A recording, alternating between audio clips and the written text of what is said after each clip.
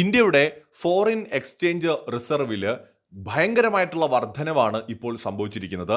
7 മാസത്തിനിടയിലെ ഏറ്റവും ഉയർന്ന നിലയിലേക്ക് ഇന്ത്യയുടെ ഫോറിൻ എക്സ്ചേഞ്ച് റിസർവ് ഉയർന്നിരിക്കുകയാണ്. ഇന്ത്യ പാകിസ്ഥാൻ യുദ്ധത്തിന് ശേഷമാണ് ഈ ഉയർച്ച ഉണ്ടായിരിക്കുന്നത്. ഇന്ത്യയുടെ ഫോറിൻ എക്സ്ചേഞ്ച് റിസർവ് ചരിത്രം പരിശോധിച്ചാൽ ഏറ്റവും ഉയർന്ന് നിന്നൊരു കാലയളവ് എന്ന് പറയുന്നത് കഴിഞ്ഞ 2024 ഏകദേശം 704 ബില്യണിലേക്ക് അത് എത്തുകയുണ്ടായി. പിന്നീട് സ്വാഭാവികമായിട്ടും ആഗോള തലത്തിൽ ഉണ്ടായിട്ടുള്ള താഴ്ചയുടെ ഭാഗമായിട്ട് ഇന്ത്യയുടെ ഫോറിൻ എക്സ്ചേഞ്ച് റിസർവിലും ചില കുറവുകളൊക്കെ ഉണ്ടായി. പിന്നീട് ഇപ്പോൾ നമ്മൾ ഏറ്റവും ഉയർച്ച കൈവരിച്ചിരിക്കുന്നത് ഈ യുദ്ധത്തിന് ശേഷമാണ്. ഏകദേശം 4.5 ബില്യൺ US ഡോളറിന്റെ വർധനവാണ് ഇന്ത്യ പാകിസ്ഥാൻ യുദ്ധത്തിന് ശേഷം ഉണ്ടായിരിക്കുന്നത്. ഇപ്പോൾ നമ്മുടെ ഫോറിൻ എക്സ്ചേഞ്ച് റിസർവ് എന്ന് പറയുന്നത് 690.6 ബില്യൺ US ഡോളറാണ്. ഇന്ത്യ ലോകത്ത് 4ാം സ്ഥാനത്താണ് ഫോറിൻ എക്സ്ചേഞ്ച് റിസർവിന്റെ കാര്യത്തിൽ. ഒന്നാമത് ചൈനയാണ്, രണ്ടാമത് ജപ്പാനാണ്, മൂന്നാമത് സ്വിറ്റ്സർലൻഡാണ്, 4ാമതാണ് ഇന്ത്യ. ഇന്ത്യ ഏതാനും വർഷങ്ങൾ കൊണ്ട് ഈ 2027, 28, 30 തന്നെ നമ്മൾ സ്വിറ്റ്സർലാൻഡിനെ പുറകിലാക്കിക്കൊണ്ട് 3ാം സ്ഥാനത്തേക്ക് എത്തുകയും ഒരുപക്ഷെ ഈ 690 ബില്യൺ എന്നുള്ളത് മാറി 1 ട്രില്യൺ എന്ന് പറയുന്ന ഒരു മാജിക് നമ്പറിലേക്ക് നമ്മൾ എത്തുകയും ചെയ്യും. അത്തരത്തിലുള്ള ഒരു ഗ്രോത്ത് ഇന്ത്യയിൽ കാണാൻ കഴിയും. എന്നാൽ ഇന്ത്യയുമായിട്ടുള്ള യുദ്ധത്തിന് ശേഷം പാകിസ്ഥാൻ എക്കണോമിക്കലി കൂടുതൽ തകർന്നടിഞ്ഞിരിക്കുന്ന ഒരു കാഴ്ചയാണ് കാണുന്നത്. നിലവിൽ തന്നെ പാകിസ്ഥാനിലെ ഫോറിൻ എക്സ്ചേഞ്ച് റിസർവ് എന്ന് പറയുന്നത് വെറും 15 ബില്യൺ ആണ്. അത് ഓൾറെഡി വീണ്ടും ഇടിഞ്ഞിട്ടുണ്ട് എന്ന് ഇപ്പോൾ വാർത്തകൾ വന്നിട്ടുണ്ട്.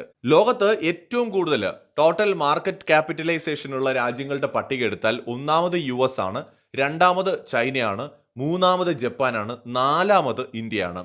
5.06 ട്രില്യൺ US ഡോളറാണ് ഇന്ത്യയുടെ ആ ഒരു ടോട്ടൽ മാർക്കറ്റ് ക്യാപിറ്റലൈസേഷൻ എന്ന് പറയുന്നത്. 5 ട്രില്യന് മുകളിൽ.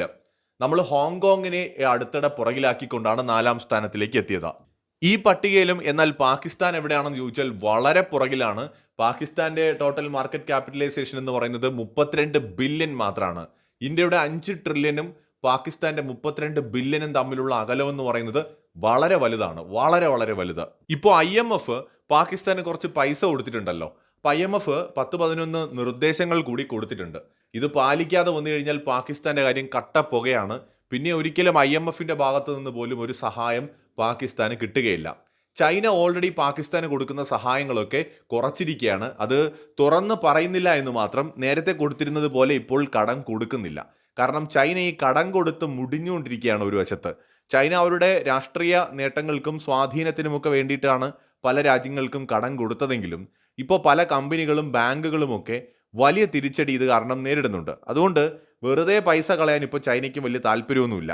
അപ്പോൾ പാകിസ്ഥാൻ തങ്ങൾക്കൊരു ബാധ്യതയായിട്ട് മാറുമെന്ന് ചൈനയും മനസ്സിലാക്കിയിരിക്കുകയാണ്. പാകിസ്ഥാനും ഈ ചൈനയും തമ്മിലുള്ള ഒരു സൗഹൃദം വളരെ രസകരമാണ്. എന്ന് വെച്ചാൽ 2 വ്യക്തികളായി കണ്ടു കഴിഞ്ഞാൽ അതിൽ ഒരാൾ ഭയങ്കരമായിട്ട് അധ്വാനിച്ച് നല്ലപോലെ കഷ്ടപ്പെട്ട് പണിയെടുത്ത് പൈസ ഉണ്ടാക്കുന്നു. എന്നാൽ രണ്ടാമത്തെ കൂട്ടുകാരൻ എന്ന് പറയുന്നത് ഒരു മദ്യപാനിയാണ്, മുഴുക്കുടിയനാണ്, പണിക്കൊന്നും പോകാതെ നാട്ടുകാരോടൊക്കെ കടം വാങ്ങി നടക്കുന്ന ആളാണ്.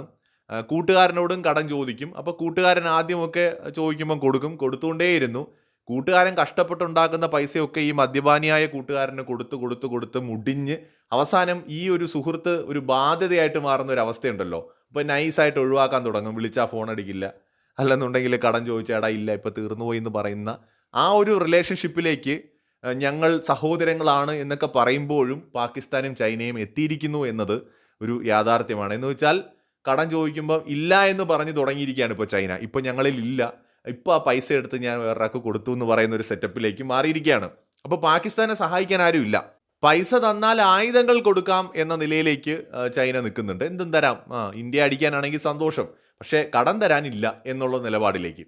അപ്പോൾ അങ്ങനെ വന്നപ്പോൾ നമ്മുടെ പാകിസ്ഥാൻ ഭരണകൂടവും പട്ടാളവും ട്രംപിൻ്റെ കാലേ വീണ് ട്രംപിനെ 4 പൊക്കലങ്ങ് പൊക്കി. ട്രംപ് ദൈവമാണെന്നോ അല്ലെങ്കിൽ ട്രംപാണ് ഞങ്ങളുടെ ബോസ് എന്നോ ഒക്കെ പറഞ്ഞ് പൊക്കി അടിച്ചിട്ടുണ്ടാവും. എന്തായാലും അതുകൊണ്ട് IMF ഫണ്ട് റിലീസ് ചെയ്ത് കൊടുത്തു.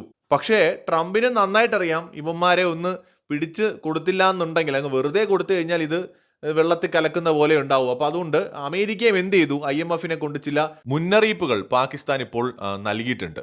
IMF പറയുന്നതനുസരിച്ച് 11 കണ്ടീഷനുകളാണ് അവരിപ്പോൾ പാകിസ്ഥാന്റെ മുമ്പിലേക്ക് വച്ചിരിക്കുന്നത്. 17.6 ട്രില്യൺ രൂപയാണ് ബഡ്ജറ്റ് കൊടുത്തിരിക്കുന്നത്. അപ്പോൾ IMFന്റെ നിർദ്ദേശങ്ങളും ടാർഗറ്റുകളും അനുസരിച്ചുകൊണ്ട് ഒരു പുതിയ ഫെഡറൽ ബഡ്ജറ്റ് ഫിനാൻഷ്യൽ ഇയർ 2025-26 മസ്റ്റായിട്ടും പാസ്സാക്കണമെന്ന് IMF നിർദ്ദേശത്തിൽ പറയുന്നുണ്ട്.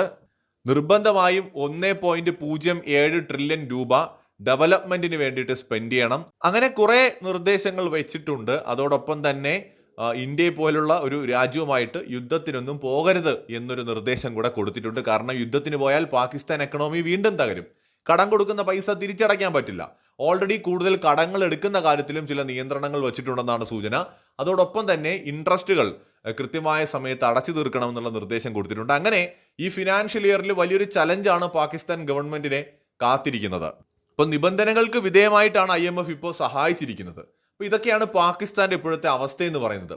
അപ്പോൾ ഇന്ത്യ പാകിസ്ഥാൻ സംഘർഷം കൊണ്ട് ഇന്ത്യക്ക് നോക്കുമ്പോൾ ഗുണമേ ഉണ്ടായിട്ടുള്ളൂ. പാകിസ്ഥാന് IMFന്റെ ഫണ്ട് സംഘർഷത്തിന് മുമ്പ് തന്നെ അലൗ ചെയ്തതാണ്. അത് കിട്ടിയെങ്കിലും കൂടുതൽ കർക്കശപരമായ നിബന്ധനകൾ IMF മുമ്പോട്ട് വച്ചിരിക്കുകയാണ്. ഒപ്പം ഇന്ത്യ പാകിസ്ഥാൻ യുദ്ധത്തിൽ പാകിസ്ഥാൻ എക്കണോമിക്ക് കാര്യമായി തന്നെ സഫർ ചെയ്യേണ്ടി വന്നിട്ടുമുണ്ട്. മറ്റൊരു വീഡിയോയുമായി വീണ്ടും വരാം.